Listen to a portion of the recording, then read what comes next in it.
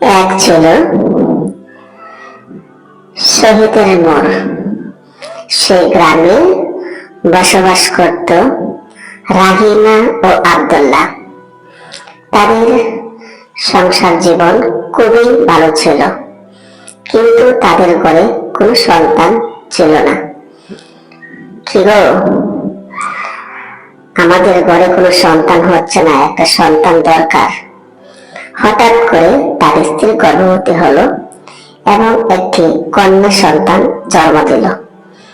কিন্তু দুঃখের বিষয়, ওই কন্যা সন্তান জন্ম দিতে গিয়ে রাহিমা ইন্তেকাল করলো।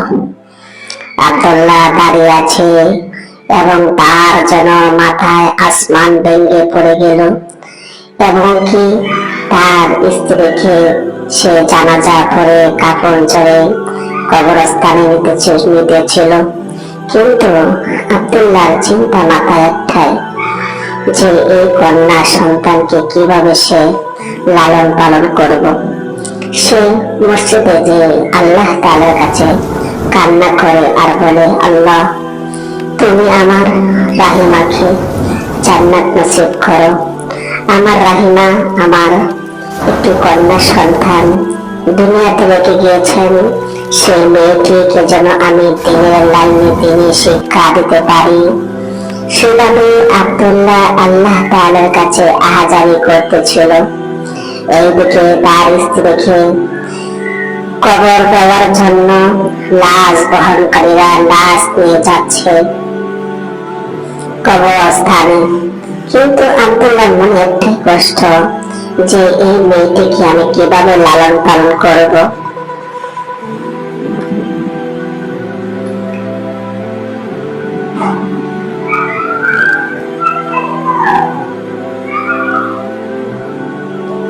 আব্দুল্লাহ মেয়েটি কোলে নিয়ে দাঁড়িয়ে আছে এবং মেয়েকে নিয়ে সে চিন্তায় পড়ে গেল, হে আল্লাহ, মেয়েটি দুনিয়াতে আসছে কিন্তু মেয়েটির মা নেই। সে চিন্তা করে আব্দুল্লাহ আবার বিয়ের চিন্তা ভাবনা করলো। আবার সেই বিয়ের অনুষ্ঠান যখন আব্দুল্লাহ সেই মেয়েকে দেখতে আসলো, তার কন্যা সন্তানের জন্য একটি মা দরকার। সেজন্য ওই বিয়ে করার জন্য মেয়ের বাড়িতে নতুন বিয়ে করতে এসেছেন। এবং কি সে কাজের সাথে বলছে যে তোমাকে যার কাছে বিয়ে দিব তার একটি গরিব মেয়ে আছে, মা মরা সন্তান। তুমি কিন্তু সেই মেয়েটিকে নিজের সন্তানের মতন মনে করিও মা, এবং সেই মেয়ের জন্যই তোমাকে বিবাহ করতে রাজি হয়েছে আব্দুল্লাহ। আবার সেই নতুন বউ দ্বিতীয় বলল যে ঠিক আছে, আমার সন্তানের মতন আমি তাকে দেখব। এবং তাদের সেই বিয়ের অনুষ্ঠানে কথাবার্তা হচ্ছিল এবং আব্দুল্লাহ তার মনের সব কথা বলল, যে আমার সেই কন্যা সন্তানের জন্যই আমি আমার সেই পুনরায় বিয়ে করা। এইদিকে নতুন বউ নিয়ে বাসা থেকে বাইর হয়ে গেল, বাড়ির দিকে রওনা হচ্ছে। রাস্তাঘাটে বিয়ের চতুর্দিক দিকে যে বিয়ে হয়ে এই বাড়িতে নতুন বিবাহ হয়েছে, মানুষ আনাগোনা শুরু হয়ে গেল। এবং কি আব্দুল্লাহ মসজিদে এসে নামাজের পরে আল্লাহ তাআলার কাছে কান্না করা করলো এবং সেই নতুন বউকে বলল, সেই নতুন বউয়ের নাম হলো লিপি। এবং বাবা আল্লাহর কাছে বলতেছিল, আল্লাহ, আমার সেই কন্যা সন্তানের জন্য একটি পুনরায় বিয়ে করলাম, আমার এই মেয়েটিকে তুমি দেখো। ঠিক আছে, তোমার সেই মেয়েকে আমার সন্তানের মতন দেখবো, তুমি কোনো চিন্তা করিও না। হ্যাঁ, আমি সেটাই তোমার কাছে চাচ্ছি, তুমি যেন আমার সেই মা মরা সন্তানটিকে তোমার নিজের সন্তানের মতন দেখবা, সেটাই আমার কাছে তোমার কাছে চাওয়া। আবার সেই নতুন বউয়ের রূপ পাল্টে গিয়েছে, সে বলতেছিল, এই মেয়ের কান্না আমার কাছে ভালো লাগে না, এই মেয়েকে কোথায় রেখে আসো, কাউকে দিয়ে আসো। তখন আব্দুল্লাহ বলল, তুমি এটা কি বলতেছো? সেই মেয়ের জন্যই তো তোমাকে বিবাহ করলাম, সেই আব্দুল্লাহর সেই দ্বিতীয় নাম্বার বড় বড় একটি মেয়ে সন্তান হয়েছে। সেই মেয়েকে পাওয়ার পরে এখন যেন সে সেই মেয়েকে ভুলে গিয়েছে এবং সেই মেয়ের সাথে খারাপ আচরণ করে এবং রাগারাগি করে বকাবাদ্য করে। আব্দুল্লাহ বলতেছিল, দেখো লিপি, তুমি এরকম করিও না, ওই মেয়েটার জন্যই আমি তোমাকে বিয়ে করেছি, তুমি কেন এমন করতেছ? লিপি বলল, দেখো এই কান্না কোটা আমার কাছে একটু ভালো লাগে না, তুমি ওকে রেখে আসবা, নাইলে কিন্তু আমি এই মেয়েকে কোথাও রেখে আসবো। আব্দুল্লাহ বলেছিল, দেখো এই মেয়ের মার প্রয়োজন ছিল, সেজন্য তোমাকে বিবাহ করেছি, আর তুমি বুঝি সেই মেয়েটাকে ফেলে দিতে বলছো? তোমার কি একটু মন কাঁদে না? না, কেঁদে না। এবার সে সৎ মা সেই মেয়েকে নিয়ে রাস্তা পার হচ্ছিল, কোথাও রেখে আসবে, এভাবে রাস্তা পার দিয়েছিল। এইদিকে রাহেলা সেই লিপি মেয়েকে নদীর মধ্যে ভাসিয়ে দিল। বাবা আসছে নদীর মধ্যে মাছ মারার জন্য এবং জাল পানিতে ফেলে দিয়েছে এবং বলতেছিল, আজকে যদি মাছ না পায় তাহলে লিপি আমাকে অনেক রাগারাগি করবে, বকাবাদ্য করবে। সেইভাবে সে কথা একা একাই চিন্তায় পড়েছিল। হঠাৎ করে সে জাল আবার সেই নদীর মধ্যে নিক্ষেপ করেছে। এইবার যেন সে জালের মধ্যে অনেক মাছ উঠেছে।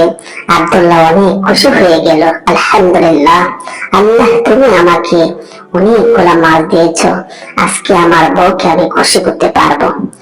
কিন্তু কি জানি পানির মধ্যে কান্নার আওয়াজ আসতেছিল। কিসের কান্না এত আওয়াজ আসতেছে? হঠাৎ তাকিয়ে দেখি একটি বাচ্চা ভাসিয়ে আসতেছে পানির মধ্যে।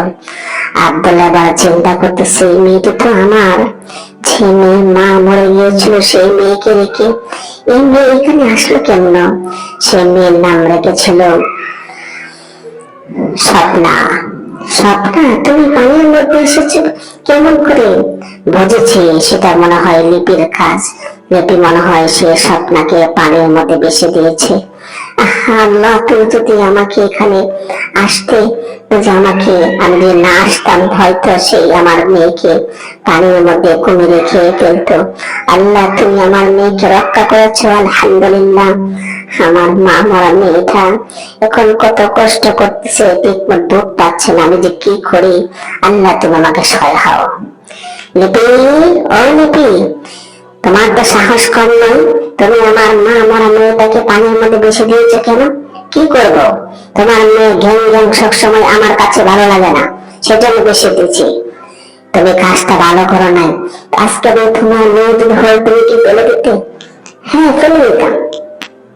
সারাক্ষণ খালি কে কে কে করে কান্দে, এটা আমার কাছে ভালো লাগে না।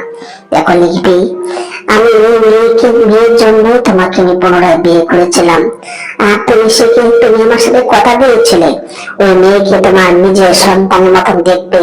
আজকে তুমি এই মেয়ের সাথে খারাপ আচরণ করতেছো, তোমার কি আল্লাহ ভয় নেই? আবার সেই লিপি এবার রাস্তা দিয়ে পার হচ্ছে এবং কি দুই সন্তান একসঙ্গে হলো, তার স্বপ্না, আরেকটি মেয়ে হলো লিপির। দুইটি সন্তান, একজন বিছানায় শুয়ে আছে, একজন তার হাতে। হঠাৎ করে অনেকদিন পরে দুই মেয়ে বড় হয়েছে। স্বপ্না, আরেক মেয়ের নাম রাখলো শান্তা। কিন্তু মা মরা মেয়েটা স্বপ্না খুবই ধার্মিক, সে পদ্মাশীল হয়ে থাকে এবং রাস্তাঘাটে সবাইকে সালাম দেয়, আসসালামু আলাইকুম। ওয়ালাইকুম সালাম। স্বপ্না, তুমি কেমন আছো? আলহামদুলিল্লাহ, ভালো আছি। কিন্তু লিপির যে মেয়েটা হয়েছে সেটা কোনো পদ্মাশীল নয়, সে আল্লাহকে ভয় পায় না এবং সে লেখাপড়াও করে না, সারাদিন শুধু রাস্তাঘাটে গল্প গুজারি বান্ধবীর সাথে সময় কাটায়। কিন্তু স্বপ্না, মা মরা মেয়েটা খুবই ধার্মিক হয়েছে। আবার বরাবরের মতন সেই শান্তা বাড়ি থেকে বের হয়ে গিয়েছে। আর আব্দুল্লাহ বলেছিল, লিপি, স্বপ্না তো এখন মোটামুটি বড় হয়েছে, ওকে মাদ্রাসায় ভর্তি করি। না, ওকে ভর্তি করবে কেন? আমার রান্না বান্নার কাজ আমি একা করতে পারবো না, ওকে আমার সাথে লাগিয়ে দাও, আমার কাজ করতে হবে। স্বপ্না, আজকে থেকে তুমি রান্নার কাজে আমার সাথে থাকবে। ঘুরিয়ে ঘুরে খাও, তোমার এই কাজে তোমাকে কে খাওয়াবে? এইদিকে স্বপ্না সেই পানির জন্য এসেছে মার রান্না সাহায্য করার জন্য। স্বপ্না সেই পুকুরে আসলো, আস্তে আস্তে করে আসতেছে এবং পানি নিয়ে আবার যখন বাড়ির দিকে যায়, একজন ভিক্ষুক রাস্তায় বেরোলো। আসসালামু আলাইকুম। ওয়ালাইকুম সালাম। কেমন আছো মা? আলহামদুলিল্লাহ, ভালো। দাদাজি, আপনি মুখটা শুকানো কেন? আমাকে একটু পানি দিবে মা? হ্যাঁ অবশ্যই, নেন পানি খান। সেই বৃদ্ধা পানি খাইলো এবং মেয়েটির জন্য আল্লাহর কাছে দোয়া করেছিল। আর এইদিকে সেই স্বপ্না পানি নিয়ে যখন বাড়িতে আসলো, রাস্তায় কোনো দেরি হলো, সেজন্য তার সৎ মা তার সাথে অনেক খারাপ আচরণ করলো। কিরে, এত দেরি হলো কেন? রাস্তায় আরো দেরি করেছ কেন? তোকে কিরকম পাঠাইছি? তুই তখন কি কোথায় ছিলি?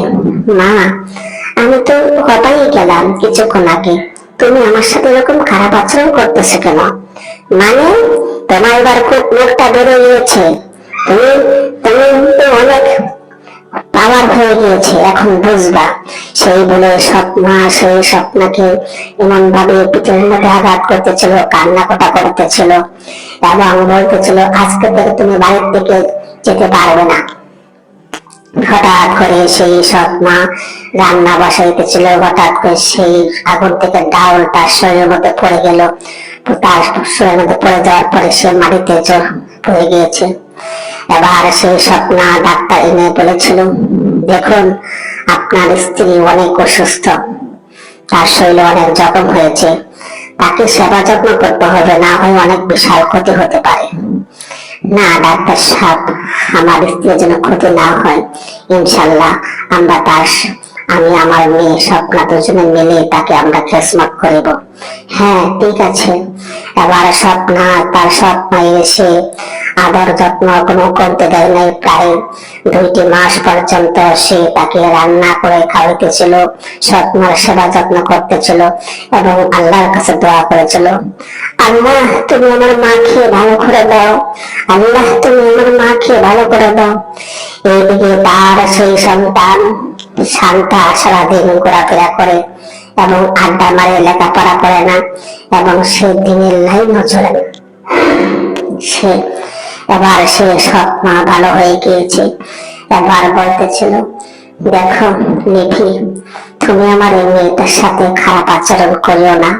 দেখো স্বপ্ন দিয়ে তোমার সাথে তোমার খেজমত না করে তো হয়তো তুমি এরকম হইতে পারতে না।